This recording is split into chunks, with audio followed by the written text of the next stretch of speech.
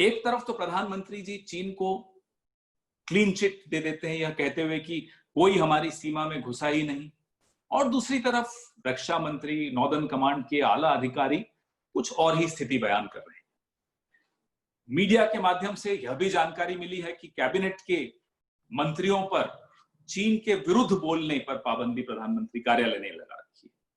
खैर, पिछले कुछ सप्ताहों में मेरे अनेक वरिष्ठ सहयोगियों ने, मैंने, हम सब ने आपके सामने प्रधानमंत्री नरेंद्र मोदी जी का जो चीन के प्रति लगाव है उसके कई उदाहरण आपके सामने रखे। वे उदाहरण जो गुजरात में जब वो मुख्यमंत्री थे तब के भी उदाहरण हो सकते हैं, उसके बाद जब वो प्रधानमंत्री बने उसके भी कई उदाहरण आपके सामने रखे। कैसे गुजरात में चीन की कंपनियों को प्राथमिकता उस वक्त भी दी जा रही थी, अब भी दी जा रही है, ये भी उदाहरण आपके सामने रखे। कैसे पीएम केयर्स फंड में चीन की कंपनियों का पैसा आया, उस पैसे का कोई हिसाब किताब सार्वजनिक पटल पे नहीं रखा जा रहा, वो एक अलग विषय है ही।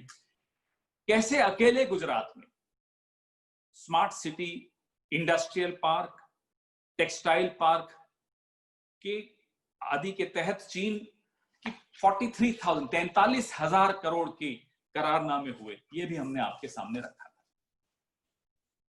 जब नरेंद्र मोदी जी गुजरात के मुख्यमंत्री थे तो 2011 में तो मोदी जी ने गुजरात के स्कूलों में मैंडरिन भाषा लाने की भी घोषणा कर दी थी। उस घोषणा का क्या हुआ ये नहीं मालूम, लेकिन घोषणा जरूर की थी। 2017 के विधानसभा चुनाव में, गुजरात के विधानसभा चुनाव में, ग्लोबल टाइम्स, जो कि चीन की सरकार का एक मुखपत्र माना जाता है, वो लिखता था कि चीनी कंपनियां चाहती हैं कि गुजरात में एक बार फिर नरेंद्र मोदी जी की पार्टी की ही जीत हो। अगर गुजरात में मोदी जी को बड़ी जीत मिलती है तो यह चीनी कंपनियों के लिए फायदेमंद हो सकता है। ये ग्लोबल टाइम्स लिख रहा है। चीन की कुछ कंपनियों को डर है कि यदि गुजरात में मोदी जी की हार होती है तो केंद्र में उनके द्वारा आर्थिक फैसले जो लिए जा रहे हैं उन पर ब्रेक लग जाएगा और चीनी कंपनियों को नुकसान होगा। ये ग्लोबल टाइम्स का कथन।